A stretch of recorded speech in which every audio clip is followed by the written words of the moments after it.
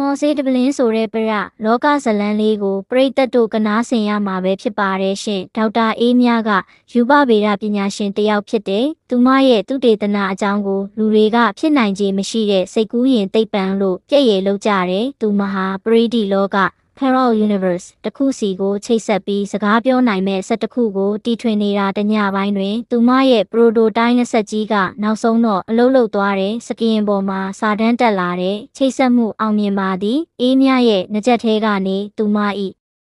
အတန်နဲ့တထေရတဲ့နှီးပါတူတဲ့အတန်တတန်ကမင်္ဂလာပါ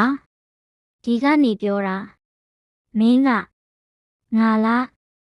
လို့ပြောလိုက်တဲ့အဲ့ဒီအတန်ရဲ့နာမည်ကခိုင်မြသူမဟာအေးမြရဲ့ပရိဒီလောကကတစုံတရာဒါပေမဲ့ခိုင်မြရဲ့ကဘာဟာအေးမြရဲ့ကဘာနဲ့လုံးဝမတူဘူးအေးမြရဲ့ကဘာမှာငိမ့်ချမ်းပြီးတိုးတက်နေခြင်းခိုင်မြရဲ့ကဘာမှာစားနပ်ရိက္ခာအကျက်အတဲနဲ့စစ်မှတ်တွေဖြစ်နေတဲ့ခိုင်မြဟာသူမရဲ့ကဘာကိုကယ်တင်ဖို့နီးလန်းရှာနေတဲ့သိပ္ပံပညာရှင်တယောက်အချိန်ကြာလာတာနဲ့အမျှနှစ်ယောက်ဟာအင်တာနက်ကနေတဆင့်ပစ္စည်းအသေးစားလေးတွေပို့ပေးနိုင်တဲ့အဆင့်ရောက်လာတဲ့အေးမြကခိုင်မြစီကိုစေပညာနဲ့ပတ်သက်တဲ့ဒေတာတွေစားနပ်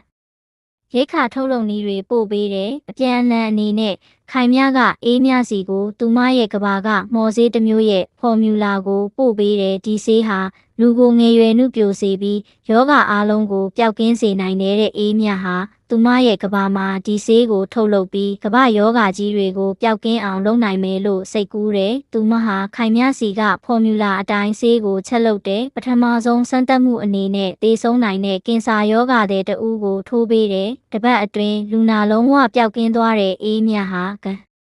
ဘာကျော်သိပ္ပံပညာရှင်တဦးဖြစ်လာတယ်။သူမရဲ့အံ့ဖွယ်ဆေးဟာလူသားတို့တရက်လုံးကိုကယ်တင်နိုင်တဲ့မျှော်လင့်ချက်ဖြစ်လာတယ်။ဒါပေမဲ့ခိုင်မြဘက်ကနေသတိပေးချက်တစ်ခုရောက်လာတယ်။ဆေးရဲ့နောက်ဆက်တွဲသက်ရောက်မှုကိုမင်းရဲ့ကဘာမှာစမ်းသပ်ပြီးပြီလား။ငါကဘာမှာဒီဆေးကလူတွေကိုရုပ်ပိုင်းဆိုင်ရာပြဿနာတွေပျောက်ကင်းစေပေမဲ့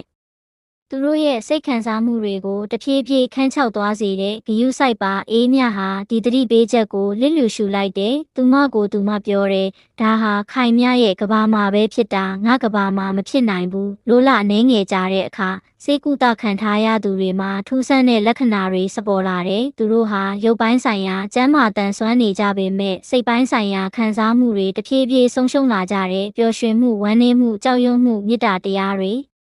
အားလုံးမှိမ့်မိန်သွားကြတယ်သူတို့ဟာစိတ်ရုပ်တွေလိုဖြစ်လာကြတယ်လူသားဆန်မှုပျောက်ဆုံးနေကြတဲ့အေးမြဟာအရန်ကြီးထိတ်လန့်သွားတယ်သူမဟာခိုင်မြစီပြန်ပြီးအကူအညီတောင်းတယ်ဒီဆေးရဲ့နောက်ဆက်တွဲတက်ရောက်မှုကိုပြန်ပြင်ဖို့နီးလန့်ရှိရဲ့လားခိုင်မြရဲ့အကြောင်းပြချက်ကအေးမြကိုချမ်းသာသွားစေတယ်မရှိတော့ပါဘူး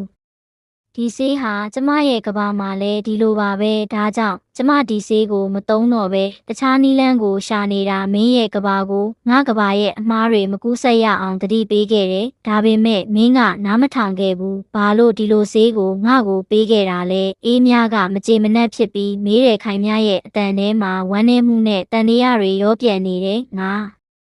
ငါမသိခဲ့ဘူးမင်းကငါ့ကိုကူညီခြင်းနဲ့ငါလဲမင်းကိုကျေးဇူးဆက်ချင်ခဲ့တာဒါပေမဲ့တခါတလေငါတွေးမိတယ်